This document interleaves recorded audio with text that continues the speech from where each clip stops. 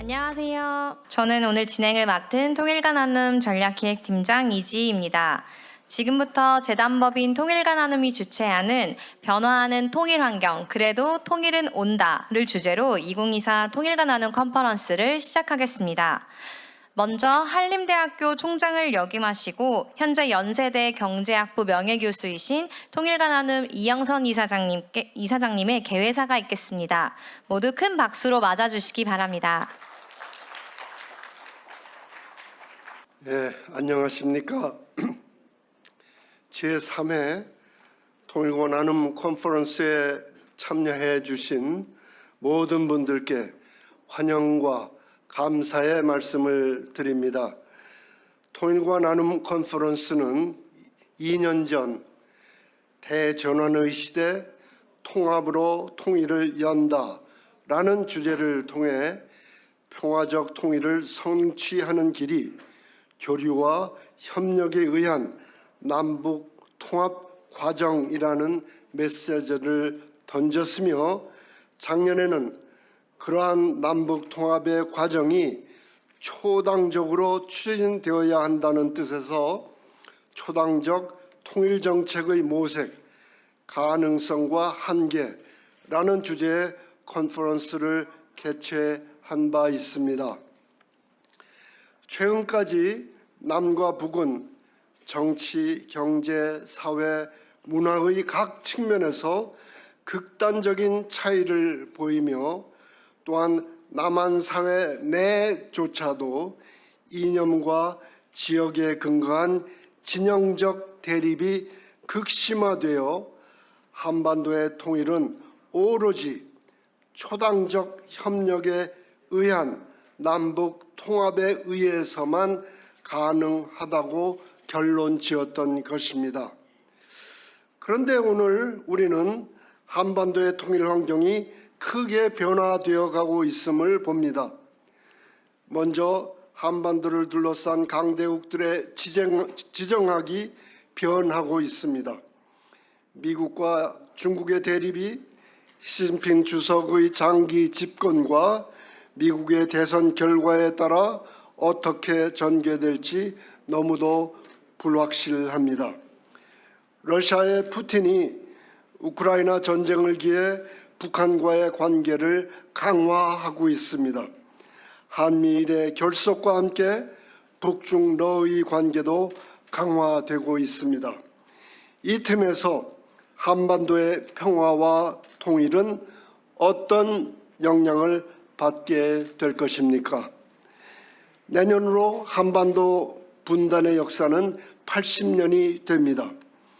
통일이 되어 있던 한반도를 경험한 세대들은 이제 거의 찾아볼 수 없으며, 통일이 우리의 소원이라고 노래하던 세대들도 점점 노령화되고 있습니다. 새로운 세대는 더 이상 통일이 우리의 소원이라고 노래하지 않으며, 더더욱 통일이 가져다 줄 수 있는 불안정과 부담을 크게 우려하고 있습니다. 이들의 생각이 또 한반도의 평화와 통일에 어떤 영향을 주게 될 것입니까?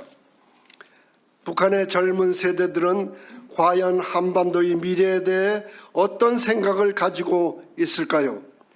북한에서도 널리 사용되는 휴대전화를 통해 전파되는 한류 문화는 그들의 생각에 어떤 변화를 가져올 수 있겠습니까?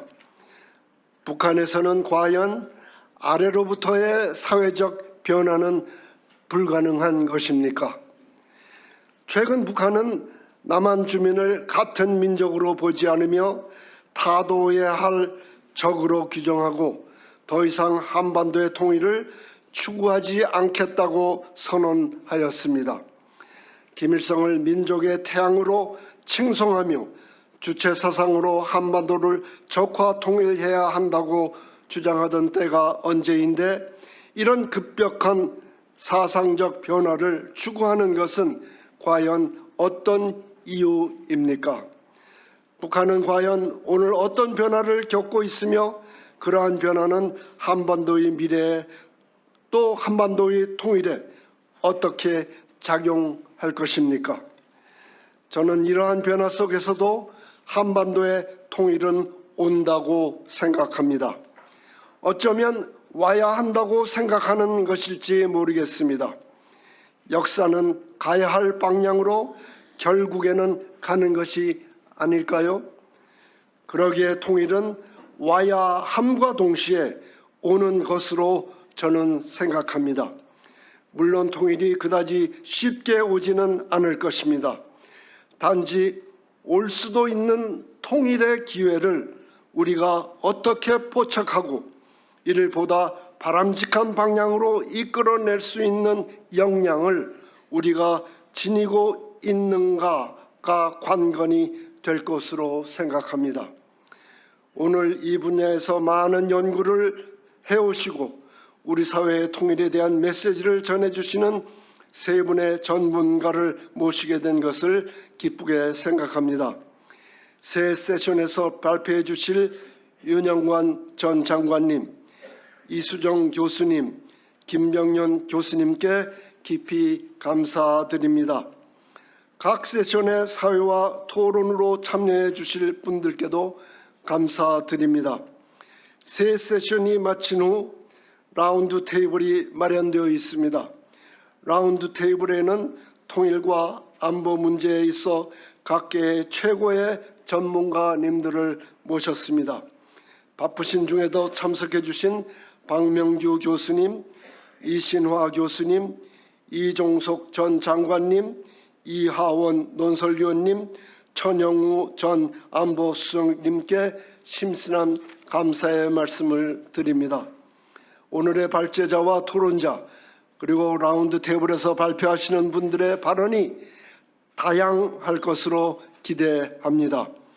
오늘 컨퍼런스는 지금의 지정학, 세대 그리고 북한의 변화가 우리의 헌법에 규정하고 있는 자유민주적 평화 통일에 어떤 영향을 줄 것이며 또 결국 오고야 말 통일의 기회에 우리는 어떻게 대처해야 하는지에 대해 다양하고 또한 유익한 의견이 소통되는 자리가 될 것으로 기대합니다. 감사합니다.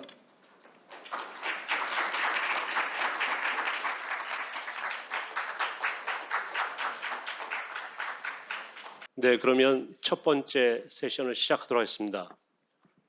제가 이렇게 앉기 전에 깜짝 놀랐습니다. 요즘 이렇게 통일에 대한 관심이 거의 없고 이런 회의를 하면은 방청객에 있는 숫자가 앞에 발표자 숫자보다 안 넘는 게 일반적인데 이렇게 많이 자리가 채워져서 이게 통일과 나눔의 힘인지 아니면 우리 사회의 통일 논의에 대한 관심이 다시 불붙고 있는 건지 어떤 건지 잘 모르겠습니다. 어쨌든 굉장히 고무적인 일이라고 생각이 돼서 굉장히 기분이 좋습니다. 먼저 시작하기에 앞서가지고 통일과 나눔이 이런 자리를 계속 만들어주시는 것에 대해서 굉장히 감사의 말씀드립니다. 특히 이영선 이사장님께 심심한 감사의 말씀을 드리고요. 실무자 여러분들께도 감사의 말씀드립니다. 다 아시다시피 북한은 작년 연말에 당 전원회의에서 김정은이 굉장히 심한 말들을 했죠. 남북한 관계는 더 이상 동족 관계가 아니고 전쟁 중에 있는 별개의 두 개 국가다라는 말도 했고 심지어 핵무력을 포함해서 모든 수단과 방법을 역량을 동원해서 남조선 전 영토를 평정하기 위한 대사변 준비에 박차를 가해라라고 지시도 했습니다. 다 아시다시피 통일이라는 단어도 지우라고 했습니다. 남북 정상회담 기념 우표도 없어졌고요. 얼마 전에 중국 연길에 다녀온 사람 말을 들으니까 연길에 가라오케를 갔답니다. 우리가 연길 가라오케 가면 거기 북한 노래들이 많이 있습니다. 북한 노래 중에 가사 중에 통일이라는 것도 다 없어졌다고 그러더라고요. 그럴 정도로 통일에 대해서 완전히 북한은 이제 말을 안 하겠다라고 이야기를 하고 있습니다. 그러면 통일은 정말 멀어진 것일까? 저는 오히려 아까 이사님께서도 처음에 인사 말씀에서 말씀해 주셨습니다마는 저는 어쩌면 더 가까워지고 있다고 생각합니다. 짧게 두 가지만 말씀드렸습니다. 하나는 왜 북한이 그러고 있을까? 저는 김정은이 이런 생각을 하고 있을 거라고 생각합니다. 그동안 남북 교류 협력을 많이 해봤더니 별로 이익된 거는 별로 없고 결국 체제에 독만 되더라. 주민들의 대남 동경심만 더 커지더라. 그러니까 아시다시피 몇 년 전부터 뭐 반동사상문화 배격법이니 무슨 평양문화 무슨 법이냐 하면서 남한 문화가 북한 칠에 들어오는 것을 철저하게 막으려고 노력하는 것이 아닌가. 바꿔 말하면 그만큼 일반 주민들이 남쪽을 더 동경하게 되고 그 말은 그만큼 통일에 대한 우호적인 환경이 북한 내부에 조성되고 있는 것이 아닌가 생각됩니다. 또 하나는 북한 엘리트들의 움직임입니다. 뭐 뉴스에 난 건 아닙니다만은 탈북자 전체의 숫자는 줄어들었지만 고위층 엘리트 탈북자 숫자는 굉장히 늘어나고 있습니다. 그만큼 일반 주민뿐만 아니라 엘리트층의 동요, 엘리트층의 대남 동경심은 그만큼 커지고 있다는 증거라고 생각합니다. 그래서 이번 회의가 참 정말 그냥 의례적으로 하는 말씀이 아니라 참 시적절하다고 생각합니다. 그래도 통일은 온다. 이 주제만큼 정말 중요한 단어가 어디 있을까 생각해 봅니다. 첫 번째 세션은 오늘 3개의 세션과 라운드 테이블이 되어 있는데요. 첫 번째 세션은 지정학적 변화와 통일이 주제입니다. 제가 지금 말씀드린 북한의 변화를 포함해서 국제적 차원, 또 한반도 차원, 국내 차원으로 나누어서 통일을 향한 원심력과 구심력에 대해서 윤영관 전 장관님께서 잘 정리된 좋은 말씀을 해주실 거고요. 그런 다음에는 또 두 분의 토론자가 준비되어 있습니다. 뭐 발표 윤영관 장관님은 뭐 굳이 그 소개가 필요 없는 분이시죠. 서울대 외교학과 교수를 하셨고 명예교수시고 또 외교통상부 장관을 역임하셨고 현재는 아산정책연구원의 이사장을 맡고 계십니다. 뭐 인사는 나중에 발표 시작하실 때 그때 박수는 그때 드리도록 하겠습니다. 토론자도 이 분야 최고의 학자 두 분을 모셨습니다. 한 분은 김재천 서강대 국제대학원장이시고요. 한 분은 최윤정 세종연구소 외교전략센터장이십니다. 대략 저희한테 주어진 시간으로 볼 때 그 발표는 한 20분 정도, 그다음에 토론은 한 10분 정도씩 하고 나면은 그런 다음에 조금씩 말씀을 추가하실 여유가 있을 거라고 생각됩니다. 이제 그러면 바로 저 장관님 발표로 들어가겠습니다.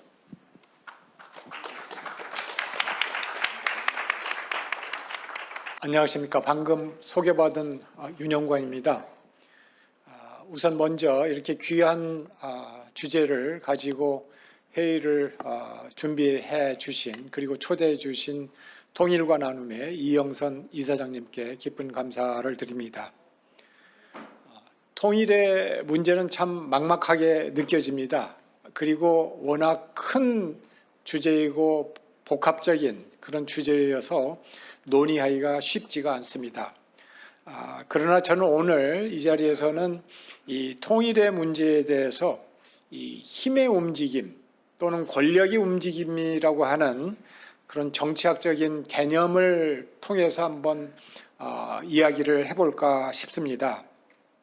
정치학의 핵심 분석 대상 중에 하나는 권력 현상입니다. 권력이 어떻게 움직이는가라고 하는 그런 주제인데요. 한반도 통일의 가능성도 다양한 차원에서 작동하는 권력, 즉 힘의 움직임이 어느 방향으로 향하고 있느냐라고 하는 그런 관점에서 분석해 볼 수 있다고 생각을 합니다. 통일과 관련해서 3가지 차원에서 작동하는 힘을 상정해 볼 수가 있습니다. 첫째로는 국제적인 차원입니다. 특히 한반도 주변 4대국들 간의 한반도 통일과 관련해서 어떻게 힘이 작동하고 있는가라고 하는 점입니다. 한반도 주변 4국들은 정부 공식적인 입장으로는 한반도의 평화적 통일을 지지해 왔습니다. 그러나 실상은 통일 이후에 한반도의 외교 행로가 어떻게 될지 모른다라고 하는 그런 불안감과 불확실성, 다시 말해서 통일된 한국이 자기네 국가가 경쟁하고 있는 경쟁 상대국하고 손을 잡으면 어떻게 할 것인가 하는 그런 이 불안감이 작동하고 있습니다. 그 경우에는 자기네들은 오히려 전략적으로 손해를 보게 된다라고 하는 생각을 하고 있습니다. 그렇기 때문에 한반도 주변국 정치 지도자들은 제 생각으로는 내심 한반도의 현상 변경, 즉 통일의 가능성보다는 현상 유지, 지금과 같은 분단을 선호한다. 저는 그렇게 생각을 합니다. 그런 관점에서 볼 때 통일을 어렵게 하는 방향으로 어떤 힘이 작동하고 있다. 즉 원심력이 작동하고 있다. 이렇게 생각합니다. 두 번째로는 한반도 차원, 즉 남북관계 차원에서의 문제입니다. 남북 간에 서로 끌어당기는 힘, 즉 구심력이 얼마나 강하게 작동하느냐에 따라서 통일 가능성이 높아지거나 또는 낮아질 것입니다. 남북 정부 간에 그리고 남북의 주민들 간의 관계가 모두 우호적이고 협력적이어서 상호 간에 끌어당기는 힘, 즉 구심력이 강하게 작동한다면 통일 가능성은 더욱 높아질 것입니다. 셋째로 한국 국내 차원입니다. 한국 국내 차원에서 세대 간, 이념 간, 진영 간, 지역 간 갈등이 크면 클수록, 즉 남남 갈등이 크면 클수록 통일을 추진할 자체적인 동기 유인과 동력 그리고 전략적인 마인드도 약화될 것입니다. 이 세 가지 차원에서 작동하는 힘들이 어느 방향으로 작동하고 어떻게 서로 상호 간에 교차하면서 시너지 효과를 낼 것이냐 아니면은 상쇄 효과를 낼 것이냐에 따라서 통일의 가능성은 커지기도 하고 작아지기도 할 것입니다. 그래서 이와 같은 개념의 틀 속에서 틀을 통해서 볼 때에 현재의 국제정치, 한반도, 한국의 국내 상황은 어떻게 평가할 수 있는지를 생각해 보겠습니다. 첫째로 국제적인 차원을 보겠습니다. 지금은 여러 가지 관점에서 통일의 반대 방향으로 작동하고 있는 원심력이 더욱더 커지고 있는 상황이라고 볼 수가 있습니다. 무엇보다도 트럼프 행정부 때부터 시작된 미중 대결의 심화는 상호 간의 의심을 증폭시키고 경쟁을 강화시킴으로써 한반도 통일 문제를 놓고 미중 상호 간에 협력하고 합의를 이끌어낼 수 있는 가능성을 더욱 낮출 것입니다. 또한 우크라이나 전쟁은 국제정치에서 권위주의 진영과 자유주의 진영 간의 대결 구도를 더욱 확고하게 만들고 있습니다. 심지어 적지 않은 사람들이 신냉전의 도래를 우려할 정도입니다. 이러한 국제적 대결의 모멘텀이 한반도에도 흘러 들어오고 있습니다. 권위주의 진영은 북을, 자유 진영은 남을 자기 진영 쪽으로 더욱 끌어당기고 있는 것입니다. 즉 통일의 반대 방향으로 원심력이 강화되고 있는 셈입니다. 북한이 우크라이나 전쟁에서 러시아를 지원하고 한국은 서방 국가들과 함께 우크라이나를 지원하면서 대러시아 제재에 참여하고 있는 것이 그 단적인 사례입니다.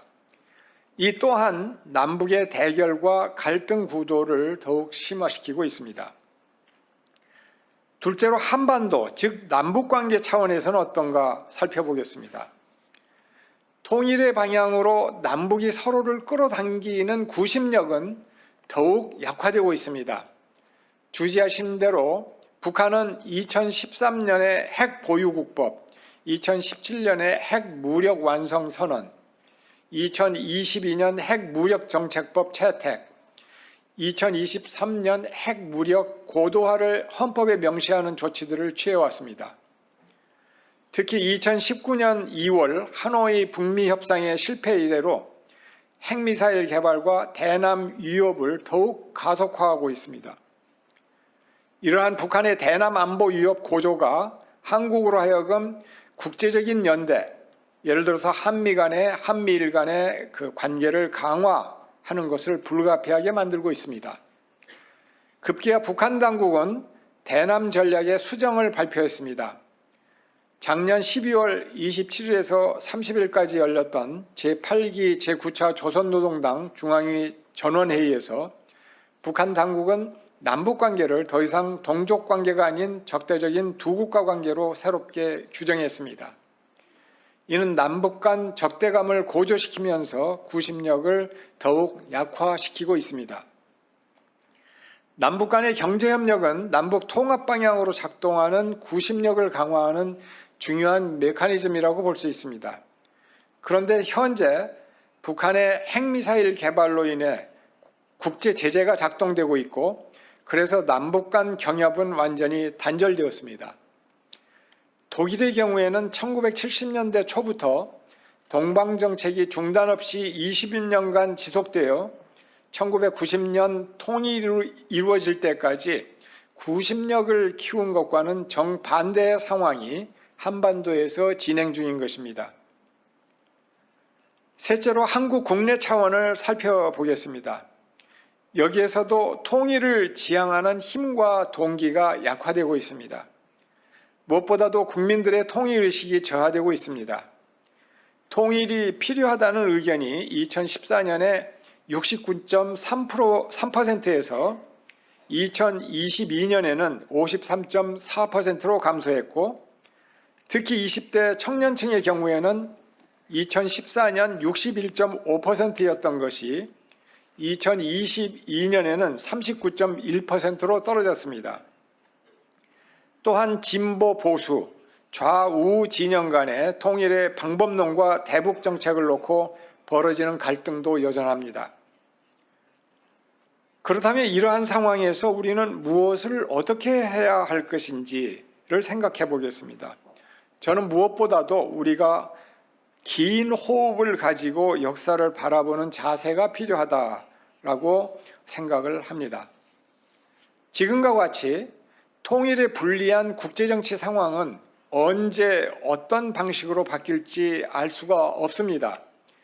예를 들어 독일 통일 1년 전까지도 대부분의 독일 국민과 정치 지도자들은 국제정세 급변으로 인해서 기회가 주어질 것이고 통일이 가능하게 될 것이라고 하는 것을 예측하지 못했습니다.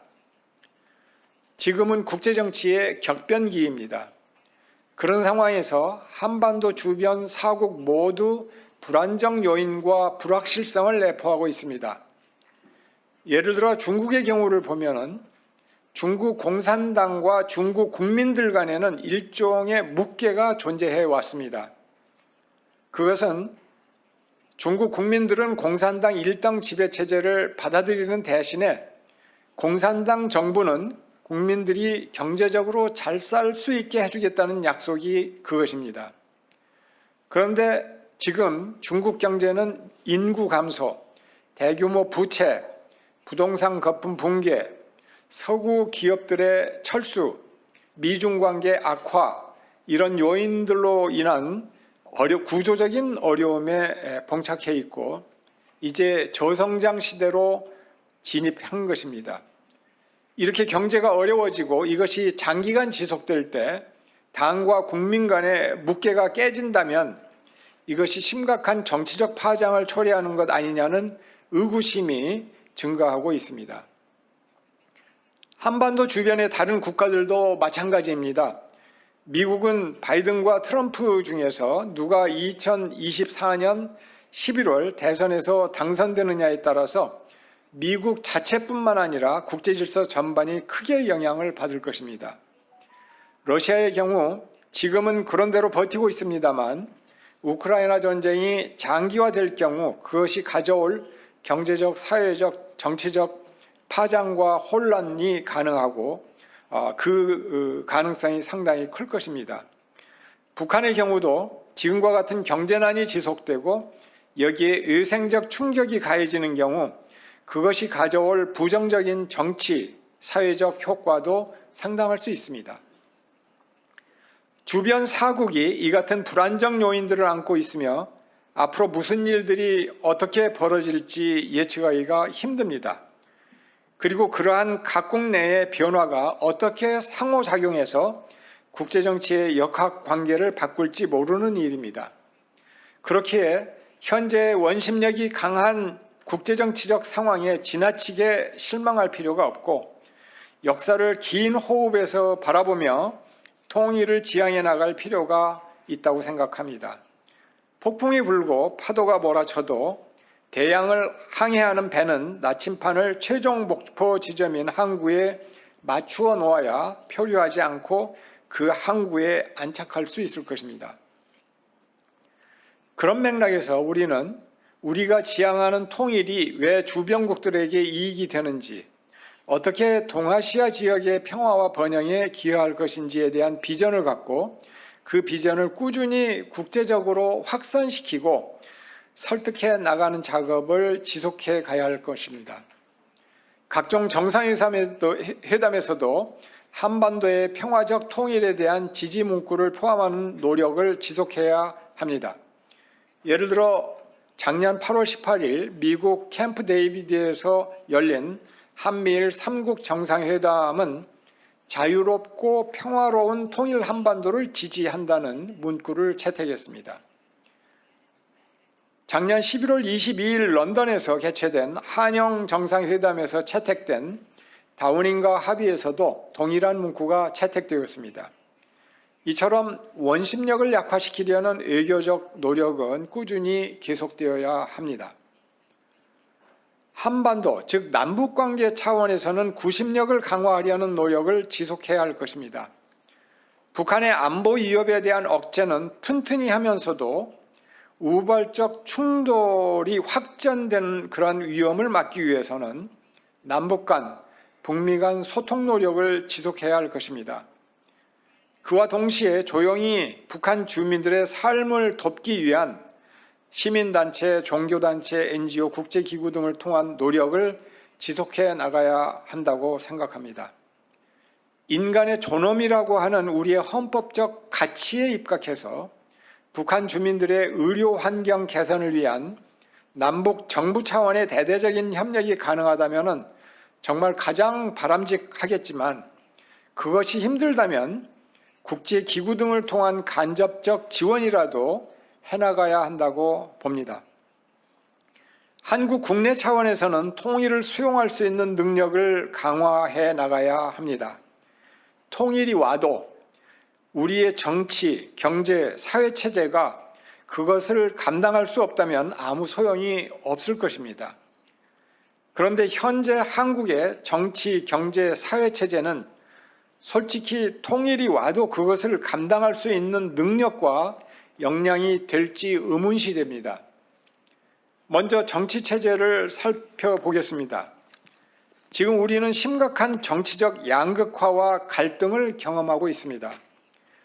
통일을 하려면 이러한 정치체제나 정치 문화부터 바꿔나가야 할 필요가 있습니다.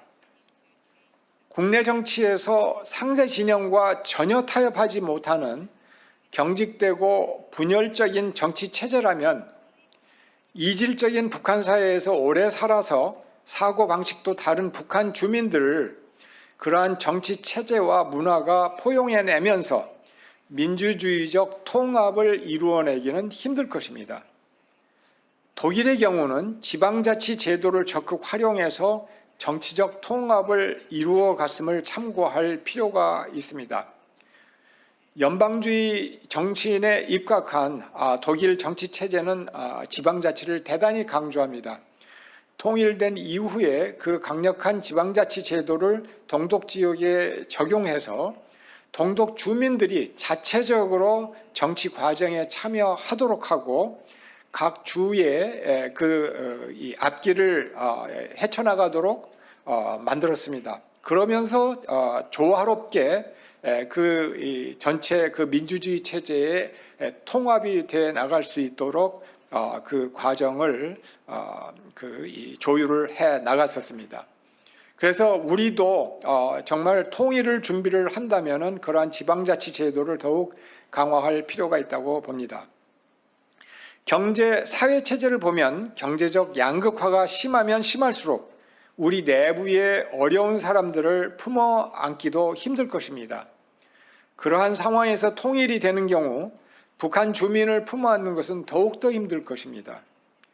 그렇기에 평소에 사회보장제도를 강화하면서 효율성과 복지를 아우르는 보다 인간적이고 사회통합적인 자본주의를 건설하기 위한 노력이 지속되어야 할 것입니다. 이러한 노력이 제대로 이루어지지 않음으로써 살벌한 경쟁 체제 속에 내던져진 상태에서 안정적이고 인간적인 삶이 보장되지 않기에 한국인들, 특히 젊은 층들의 생각이 우리 먹고 살기도 힘든데 무슨 통일이냐라는 식으로 통일에서 멀어지는 것일 겁니다. 다시 말해서 88대 12의 사회가 안고 있는 여러 모순과 난제들을 해결을 해야만 통일은 그만큼 가까워 오는 것이라고 생각을 합니다. 되돌아보건대 한반도는 1300년 동안 통일된 국가였습니다. 주변 강대국들의 분할로 123년간 1795년에서 1918년까지 지도상에서 완전히 사라졌던 폴란드 국민들이 만일 민족적 열망과 꿈을 포기했더라면 어떻게 되었을까라고 하는 생각을 해봅니다. 1차 대전이 끝나고 그 폴란드를 분할을 했던 그 세력들이 붕괴했습니다. 독일 제국, 러시아 제국, 오스트리아, 헝가리 제국이 무너져서 국제정치상에서 힘의 공백이 생기고 유리한 상황이 전개되었습니다. 만약에 국가 재건의 주체인 폴란드의 국민들이 국가 재건을 위한, 독립을 위한 꿈을 포기했었더라면 국제적 지원은 그 상황에서 받을 길이 없었을 것이고 독립도 불가능했었을 것입니다. 저는 폴란드 국민들에게 강력한 뜻이 있었기에 길도 열렸다고 생각을 합니다. 경청해 주셔서 감사합니다.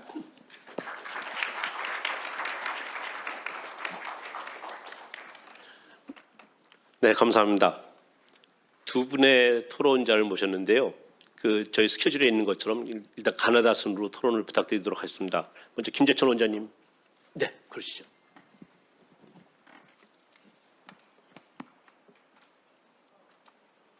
네, 안녕하십니까. 서강대학교 김재천 교수입니다. 중요한 회의에 토론자로 참여할 수 있게 돼서 굉장히 큰 영광으로 생각하고요.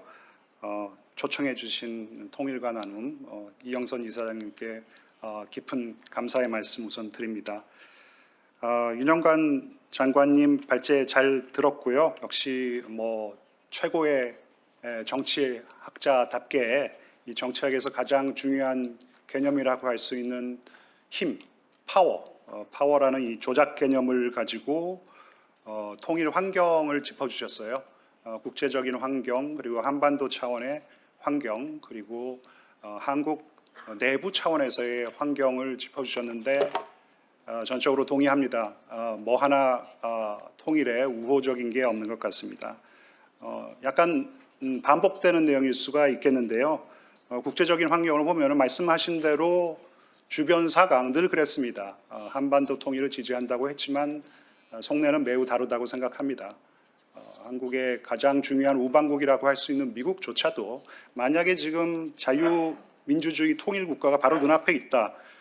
그러면 미국은 통일을 당연히 지지하겠죠. 하지만 이 통일 과정의 불안정성, 그러니까 통일이라는 것이 영내 불안정성을 촉진할 수가 있기 때문에, 그리고 결과에 대한 어떤 예측 가능성이 떨어지기 때문에 미국조차도 속내는 현상 유지라고 저는 생각을 합니다. 그리고 개인적으로 이 국제적인 흐름이라는 것이 생각해 보세요. 이제 냉전이 끝났었을 때 80년대 말, 90년대 초반만 하더라도 그때 어떤 국제적인 조류 흐름은 통합이었다고 생각합니다. 인테그레이션, 그러니까 동조화, 커플링이 어떤 국제적인 흐름이었다면은 지금은 그러한 탈냉전기가 끝났고 탈냉전기로 접어들고 있다고 생각합니다. 탈냉전기의 국제적인 흐름은 해체라고 생각합니다. disintegration. 그리고 다들 아시겠지만은 탈동조화, 디커플링의 시대가 도래했다고 생각합니다. 90년대 초반만 하더라도 정체성이 다른 어떤 일일적인 국가도 관여 정책이라고 하죠. 인게이지먼트 팔러시를 갖다 사용한다면은 우리가 어떤 동질화의 어떤 가능성이 있다, 이렇게들 생각을 많이 했다면은 지금은 그런 가능성이 없고 오히려 정체성을 중심으로 전부 다 다시 헤쳐 모여 하는 어떤 아까 말씀드린 해체의 시대가 도래했다고 생각합니다. 그러니까 관여 정책으로 이질적인 국가들을 동지로 할 수 있다는 그런 믿음이 사라지고 아울러서 남북 통일에 대한 어떤 그런 믿음도 많이 사라지고 있는 것 또한 사실인 것 같습니다. 한반도 차원에서도 우리 사회자 교수님 말씀해 주셨지만은 작년 말이죠. 김정은이 적대적 두 국가론을 들고 나왔습니다. 그러니까 북한의 정책에서 민족과 통일을 완전히 지금 걷어내자라는 것인데 정말 엄청난 변화가 발생하고 있다고 생각합니다. 그러니까 남북 사이에 어떤 이 관계를 복원해서 통일을 추진할 수 있는 그런 어떤 동력도 상실해 놓은 상황이고 국내적인 차원에서도 마찬가지입니다. 국내적으로도 통일 담론의 어떤 그런 동력이 상실되고 있고 말씀하셨지만은 국내 정치적으로 지금 남남 갈등이라고 그러죠. 그러니까 통일과 대북 정책을 놓고 남남 갈등이 심한 상황입니다. 하나 우호적인 상황이 없습니다. 이런 상황에서 과연 통일 정책을 어떤 통일 정책을 추진해야 되는 것인가? 어떤 통일 비전을 갖춰야 되는 것인가? 이제 그런 질문이 남게 되는 것 같아요. 아니면 어쩌면은 통일을 과연 추진해야 되는 것이 맞는 것인지 그런 아주 원론적인 질문을 던져야 되는 상황이 아닌가 그렇게 생각을 하는데 일단 결론적으로 말씀을 드리면은 저 역시 통일 정책을 꾸준히 추진해야 된다고 생각을 합니다. 한국은요 지금 저희 선대들이 꿈꿔왔던 그런 선진 문명 국가의 길을 가고 있다고 생각합니다. 물론 부족한 점이 많습니다. 하지만 자유와 평화, 번영의 길을 뚜벅뚜벅 가고 있다고 생각합니다. 하지만 안타깝게도 북한은 그 정반대의 길을 가고 있습니다. 그래서인데요, 저는 어떤 통일을 우리가 추진을 해야 되는가? 일단 우리 선대들이 추구해왔던 자유와 평화, 번영의 그런 어떤 인류 보편적인 가치가 북한 땅에도 확산될 수 있는 그런 통일을 꿈꿔야 된다고 생각합니다. 그러니까 그런 어떤 인류 보편적인 가치를 한반도 전역에 실현해내는 그런 통일을 추구하고 그런 통일의 비전을 갖추고 있어야 된다고 생각합니다. 두 번째, 북한 정권은 지금 통일을 부정하고 있습니다. 그럴 때 우리는 통일을 지속적으로 꾸준하게 얘기해야 된다고 생각합니다. 일관되게 추진해야 된다고 생각합니다. 그러니까 사실 우리가 어떤 통일 정책을 내놓고 어떤 통일 비전을 내놓더라도 아까 말씀드렸던 그런 굉장히 안 좋은 어떤 그런 상황에서 남북 관계가 이렇게 악화된 상황에서 북한 정권은 굉장히 냉소적으로 나올 거라고 생각합니다. 우리의 어떠한 비전도 받아들이지 않을 거라고 생각합니다. 그래서인데요, 저는 북한 정권보다는 북한 정권을 염두에 두는 어떤 그런 통일 정책, 통일 비전보다는 북한 주민을 대상으로 하는 어떤 통일의 비전을 더 갖춰 나가야 된다고 생각합니다. 말씀드렸지만 자유와 평화, 번영을 북한 주민들도 누릴 수 있고 특히 인권을 북한 주민들도 누릴 수 있는 그런 통일의 비전을 갖춰야 된다고 생각합니다. 세 번째로는요, 북한 정권이 지금 같은 민족임을 부정하고 있습니다. 저는 그러면 그럴수록 우리는 이 남북이 이 같은 민족이라는 것을 강조해야 된다고 생각합니다. 생각해 보십시오. 사실 남북은 정말 같은 민족입니다. 남북이 같은 민족이 아니면은요, 사실 통일을 해야 할 어떤 원천적인 이유가 사라지는 것입니다. 남북은 같은 언어, 풍습, 그리고 같은 역사를 공유하는 같은 민족임에 분명합니다. 하지만 우리의 통일 비전은 우리는 이 배타적인 민족주의는 지양합니다. 그러니까 지금 한국에만 벌써 20만 가구의 다민족 가정이 있다고 하지 않습니까? 그래서 우리는 포용적인 어떤 그런 민족주의를 추구합니다. 종족적 차원의 민족주의가 아니라 개방적인 민족주의, 국제사회에 기여하는 어떻게 보면 국제시민국가, 국제시민사회의 민족주의를 지향해야 한다고 생각합니다. 네 번째, 북한이 지금 김정은이 남한의 영토를 무력 완정하겠다고 하고 있지만 우리는 이러면 이럴수록 평화적인 한반도 통일을 얘기해야 한다고 생각합니다. 다섯 번째, 국제사회에 대해서는요, 이게 이제 윤석열 대통령 3.1절 기념사에 나오는 말씀이기도 한데 국제사회에 대해서는 한국이 통일을 해야 할 어떤 권리와 자격이 있음을 꾸준히 강조해야 한다고 생각합니다. 이 국제사회가 한국의 자유통일, 자유롭고 평화로운 통일을 지지해야 할 책무가 있음을 지속적으로 환기시켜야 한다고 생각합니다. 왜냐하면 한반도 통일은요, 한반도를 영유하는 사람들에게만 어떤 그 축복이 되는 것이 아니라 이 전 세계의 자유, 평화, 번영에 기여하는 그런 국제 공공재적인 역할을 할 것이기 때문입니다. 여섯 번째로는 이게 이제 윤영관 장관님, 이사장님의 말씀이기도 한데요. 긴 호흡으로 가야 합니다. 진짜 긴 호흡으로 가야 합니다. 우리가 뭘 맞추려고 하는데 사실 못 맞춥니다. 제가 여기 오늘 이 자리에 오기 전에 아침 신문을 읽는데 사회과학자 중에서 뭘 제일 잘 맞췄던 사람, 그러니까 야구용어로 따지면 타율이 제일 높았던 사람이 밀턴 프리드만이라고 합니다. 다 뭐 아실 겁니다. 경제학자 출신이시니까. 근데 밀턴 프리드만이 타율이 3할 대가 안 됐다고 합니다.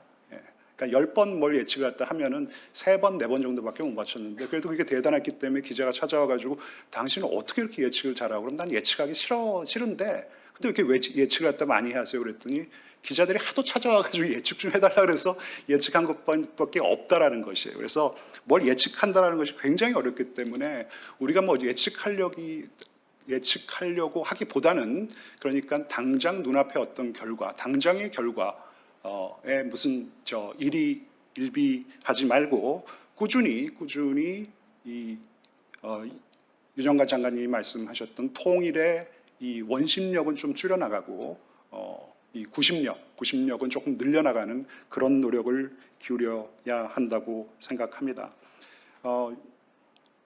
윤영관 장관님이 발제문에서도 쓰셨고 그다음에 발제에서도 말씀하셨는데 폴란드 국민 얘기들 참 감명 깊게 들었습니다. 폴란드 국민들이 이 민족적인 열망과 꿈을 포기하지 않았기 때문에 폴란드 재건이 가능했다라는 것입니다. 전적으로 동의하고요. 발제문에 이런 글이 있습니다. 그들에게 뜻이 있었기 때문에 길이 열렸다. 저도 곧 이 문구를 반복하면서 제 토론을 마치려고 합니다. 감사합니다.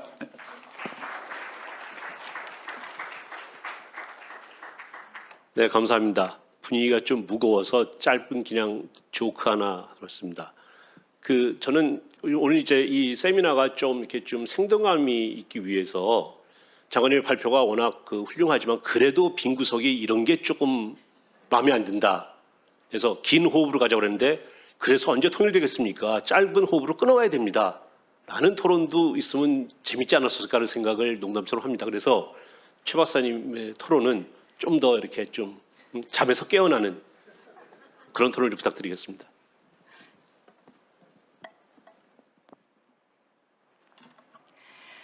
네, 안녕하십니까. 세종연구소의 외교전략센터장을 맡고 있는 최윤정입니다. 오늘 이렇게 귀한 자리 마련해서 초청해 주신 이영선 이사장님, 그리고 통일과 나눈 관계자 여러분, 그리고 바쁘신 시간 중에도 통일에 대해서 같이 고민하기 위해서 이 자리에 참석해 주신 여러분들 감사드립니다. 제가 잠에서 깨는 토론을 할 수 있을지는 모르겠습니다만, 저는 사실 우리 앞에 발제해 주신 윤영관 장관님 발제에 진짜 전적으로 동감을 하고요. 마지막에 너무나 인문학적으로 폴란드의 사례를 들으시면서 우리에게 그래도 통일은 가야 할 길이다. 멋진 화두를 이렇게 제시해 주셔서 저는 상당히 개인적으로 감동을 받으면서 발제해 주신 것을 들었습니다. 일단 기본적으로는 이제 공감할 수밖에 없는 그런 발제문이었고요. 그리고 저도 역시 통일에 작용하는 우리가 그 힘을 중심으로 해서 바라보아야 된다는 데 많은 공감을 하면서 그렇다면 이제 말씀하신 문제 의식이 우리가 통일에 대한 국제 정치적 힘은 지금 작용하는 것이 원심력이란 말입니다. 우리 남북한의 통일을 한반도의 주변 사강은 원래도 바라지 않는 데다가 기본적인 원심력, 거기다가 이제 진영화가 좀 더 가시화되면서 경쟁과 갈등이 심화되는 상황에서는 원심력이 보다 더 세워지는 그런 상황이다라는 그런 문제 지적을 해주셨는데요. 그렇다면 저는 우리 사회자님 말씀하신 대로 약간 도발을 해보겠습니다. 과연 진영화 시기에는 원심력만 작용을 할까요? 제가 말씀드리고 싶은 것은 원심력을 약화시킬 수 있는 요인을 그래도 찾아볼 수 있지 않을까. 그래서 윤영관 장관님의 마지막 말씀하신 것에 대답을 하는 형식으로 한 3가지 정도 원심력 약화 방안도 있다라는 것을 좀 말씀을 드려보겠습니다. 첫 번째는 이제 미중이 주동하는 진영화 차원인데요. 말씀하신 대로 한반도는 이 강대국 정치에 휘말리고 있고 이 진영화 때문에 조금 더 이제 통일의 꿈에 멀어지고 있다라는 그런 위기 의식이 심화되고 있지만 한편으로 보면 미국을 중심으로 하는 이 자유주의 세계 일세의 미국을 중심으로 한 자유주의 세계의 구심력이 약화되고 있다는 우리에게 좋지 않은 소식일 수도 있지만 이런 부분, 그 다음에 북중러 연대 이런 권위주의 국가들 간의 구심력이 과연 강할 것인가? 따라서 이 진영화가 우리가 생각하는 것만큼 그렇게 공고화하거나 그렇게 장기적으로 지속되지 않을 가능성이 있다라는 사실과 그리고 최근에 사실은 이 한반도를 둘러싸서 힘의 공백이 조금 발생을 하고 있는데요. 여러분들 아시겠지만 이제 올 11월 미 대선 결과 어떻게 될지 예측은 할 수 없습니다만 트럼프 2기가 된다고 하면 국가안보보좌관으로 유력시되는 엘브리지 콜비 같은 분들 요즘 언론 인터뷰 엄청 열심히 하시는데 이분이 강조하시는 것이 한반도에서 동맹보다 지정학이 우선하게 하라. 즉 한반도에서 자체적으로 국가를 지킬 수 있는 힘을 핵을 포함해서 모든 옵션을 테이블 위에 두고 근본적으로 다시 재검토를 해야 된다라는 말을 하고 있고 바이든 행정부도 사실 바이든 2기가 된다고 해도 우리가 그렇게 안심할 수만은 없는 것이 지금 안보에서 증액하는 데 있어서 굉장한 진통을 겪고 있는 것을 우리가 모두 다 보고 있기 때문에 미국의 상황도 녹록지 않다. 그리고 중국의 상황은 뭐 우리 장관님께서 말씀해 주신 것처럼 중국은 자국의 문제 해소하기에도 급급하고 러시아도 이 전쟁이 지나고 나면 이 무너진 경제를 어떻게 다시 복구할 것인가 굉장히 어렵습니다. 그런 상황에서 진영화에서에 따른 나름대로의 원심력 약화 그다음에 힘의 공백이 발생하고 있다는 것이 첫 번째 우리가 파고들 수 있는 어떤 공백이 될 것이고 두 번째는 그렇다고 한다면 세계가 자유주의 국제 질서가 아닌 유니폴러가 아니고 사실은 뭐 멀티폴러. 그다음에 이제 어떤 학자들은 이것을 이제 인터폴러라는 그런 단어도 쓰고 있는데요. 어떤 그런 패권적인 국가들과 힘의 공백이 생겼을 경우에 다른 새로운 라이징 파워가 그 공백을 어떻게 메꾸고 국가들 간의 힘의 상호작용이 어떤 식으로 이 공백에서 새로운 다이내믹을 가져올 것인가 하는 문제도 우리가 예의주시해야 됩니다. 이런 차원에서 우리가 지금 관심을 가져야 될 나라들, 예를 들면 인도, 곧 2026년이 되면 인도가 이제 세계 3위 대국이 될 것이고 대표적으로 강대국 사이에서 모두 다 관여를 하고 제3세계를 리드한다라고 하는 인도 그리고 중립국이면서 또 목소리를 키우고 있는 동남아 국가들 그다음에 뭐 우리 또 비동맹이 아니고 새로운 글로벌 사우스로서 정체성을 가지고 있는 여러 제3세계 국가들 이런 새로운 행위자들도 우리에게 어떤 기회의 창이 될 수도 있다라는 것이 두 번째 포인트고요. 세 번째 포인트는 역시 우리에게 위기이면서 동시에 또 기회가 될 수 있는 것이 신흥 안보 위협이 커지고 있다라는 것입니다. 여러분들 모두 아시는 것처럼 기후변화, 팬데믹 그리고 급격히 전환되고 있는 디지털 트랜스포메이션, AI, 사이버 안보 이 모든 것들이 사실은 글로벌 거버넌스도 없고 이것을 통제할 수 있는 어떤 그런 뚜렷한 힘이나 이런 것들이 아직 성립이 되어 있지 않은데 이것이 북한에게도 굉장한 위협이 되거든요. 그래서 북한이 신흥 위기에 어떤 식으로 대응을 해야 될 것인가 이런 대응할 수 있는 체제의 공백 이 세 번째 공백도 우리가 활용할 수 있는 또 공백이지 않을까 또 그런 생각을 해봅니다. 그래서 이렇게 이제 여러 가지 공백 속에서 한국이 우리가 이제 한반도 통일을 할 수 있는 그런 노력을 해볼 여지가 좀 있다고 생각을 하고요. 그렇다면 이런 공백을 우리가 외교 전략과 통일 전략 사이에서 잘 녹여내기 위해서는 우리의 통일 전략과 외교 전략이 굉장히 정교하게 연계될 필요가 있다라는 생각을 합니다. 그래서 우리가 이제 뭐 통일 전략으로 얘기했던 뭐 담대한 구상에서의 3D 핵을 억제시키고 확장을 억제하고 단념시키고 대화와 디플로머시 외교를 통해서 이런 식으로 어프로치하는 통일 전략과 이것이 우리 정부가 추진하고 있는 외교 전략, 인도태평양 전략이라든지 뭐 글로벌 중추 국가가 되겠다는 비전이라든지 이런 것들과 어떻게 정교하게 정합성을 가질 수 있는지 이런 것에 대한 고민을 좀 꾸준히 해야 되겠다라는 생각이 좀 들고요. 그러기 위해서 이제 구체적으로 우리가 할 수 있는 것들은 아까 장관님 말씀하신 것처럼 국제사회에서 통일이 계속 중요하다는 것을 이야기하는 것도 매우 저는 아주 정말 좋은 생각이라고 생각을 하고 그리고 이제 그런 여러 가지 이제 플랫폼들이 있겠습니다만 한국이 주도를 하고 한국이 적극적으로 참여를 하면서 북한도 동시에 참여를 하고 있는 예를 들면 이제 그 아시아 안보대와 ARF 같은 그런 플랫폼 어떤 우리가 활용할 수 있는 계기가 될 때마다 우리가 적극적으로 통일 담론에 대해서는 지속적으로 좀 이야기를 하는 것이 필요하다고 생각을 합니다. 그래서 제가 이제 인도태평양 전략 말씀을 드렸는데요. 아니 인도태평양 전략이 우리 통일 전략과 무슨 상관이 있지라고 생각하실 수도 있을 것 같아서 한번 제가 이걸 어떻게 연결할 수 있는지 간단하게 이제 뭐 좀 말씀 한번 드리고 마무리를 드리려고 하는데요. 예를 들면은 인도태평양 전략에서는 이제 3가지 협력의 원칙이 있거든요. 그것이 상호 신뢰, 호혜성, 그리고 포용성, 이런 3가지 원칙이 있는데요. 그래서 우리가 상호 신뢰하고 호혜적이라는 조건이 충족이 된다고 한다면 얼마든지 북한에게도 이 원칙을 적용해서 포용적으로 북한을 포용하고 협력을 할 수 있는 이런 여지를 열어두는 그런 식의 정책을 펼치는 것이 필요하겠다.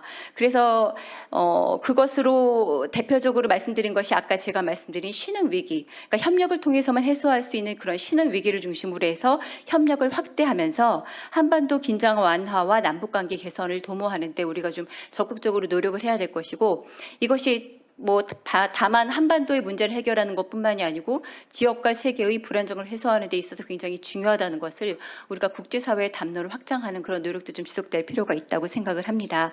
그래서 장관님 발점을 조금 보완해보는 측면에서 제가 이제 조금 보충 토론을 드렸고, 근데 여기서 이제 제가 한 가지 저희 장관님께 늘 궁금했던 것을 가장 권위자시니까 한번 여쭤보면서 제 토론을 마치고자 하는데요. 물론 이 분단된 상황이 우리 한반도뿐만 아니고 지역과 세계에 굉장히 큰 위험이 되고 있는 것은 사실입니다. 아시는 것처럼 작년부터 탄도미사일 발사 100발 이상 했고요.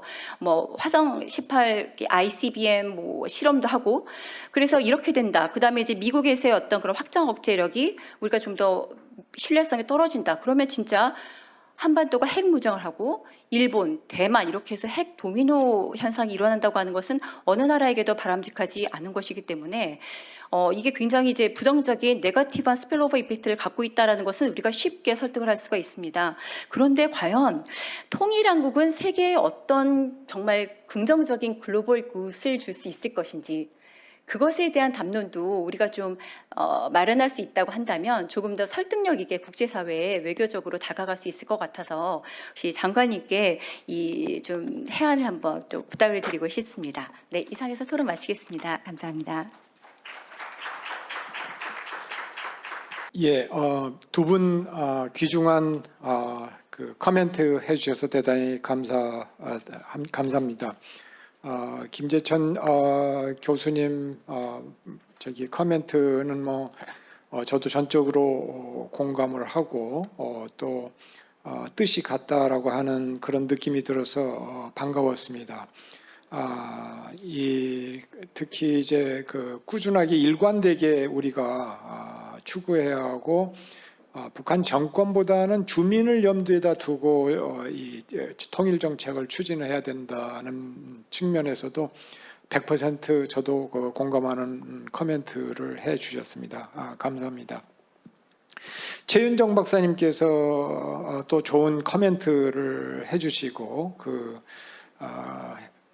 그러셨는데, 이 진영화에 가 진영되고 있는 현재 상황 속에서도 어떤 의미에서는 힘의 공백이 보이고 여유가 보이고 어떤 변화의 징조가 보이고 하는 것들이 있다라고 말씀을 하셨는데, 바로 제가 그런 취지에서 지금 현재의 어떤 국제 역학 구조가 항구적일 것이라고 생각을 하고, 우리에게는 지금 현재 상황에서 벗어날 기회가 없다라고 절망할 필요가 없다라고 하는 취지였습니다. 그런 의미에서 사실 저와 문제의식이 통하는 그런 관점을 지적을 해주셨습니다.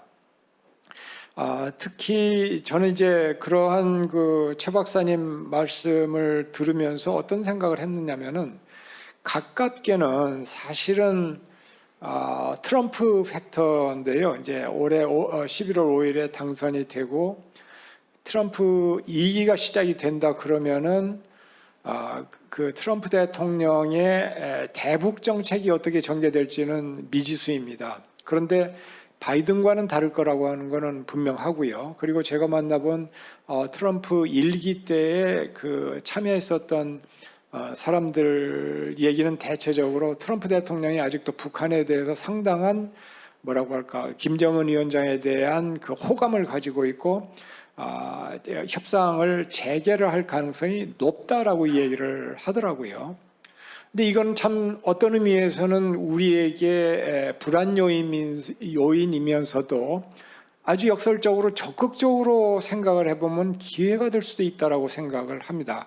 기회로 만들기 위해서는 굉장히 과감한 어떤 발상이 필요하고 용기가 필요하고 주도 면밀함이 필요하다고 보겠습니다만은 그러한 변화의 그 위기를 어떻게 기회로 만들 것인가라고 하는 것도 사실은 어떤 의미에서는 우리가 좀 곰곰이 생각을 하고 좀 상상력을 동원을 해야 될 필요가 있다고 봅니다. 한편으로 걱정되는 거는 트럼프 대통령이 한국의 안보 이익을 소홀히 하고 북한과 어떤 ICBM을 제거하는 식으로 대충 해서 한국의 안보나 일본의 안보는 소홀히 하고 미국의 안보에 집중하면서 타협을 하면 어떻게 할 것인가라고 하는 것이 이제 우리에게는 가장 큰 걱정거리일 것입니다.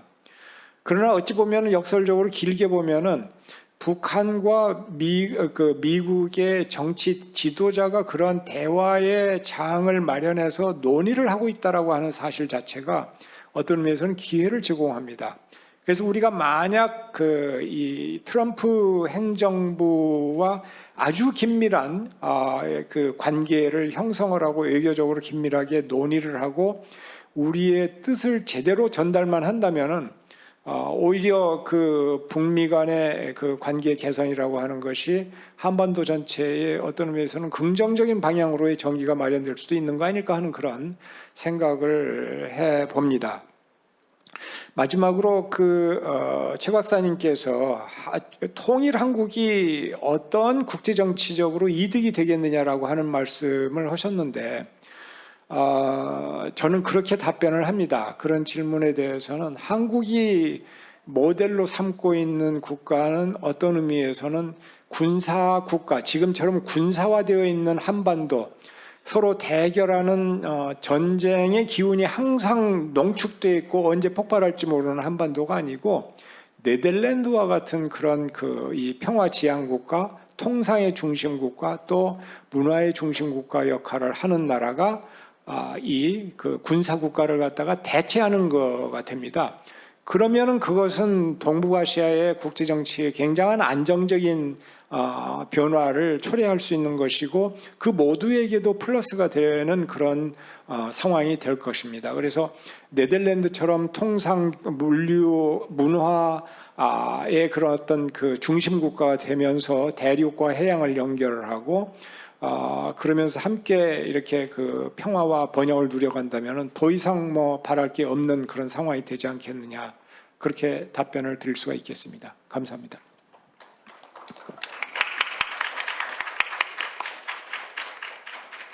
계속 앉아 있으니까 다른 분들이 다 서서 했는데 좀 건방진 것 같아서 저도 좀 서서 마무리 말씀드리려고 합니다.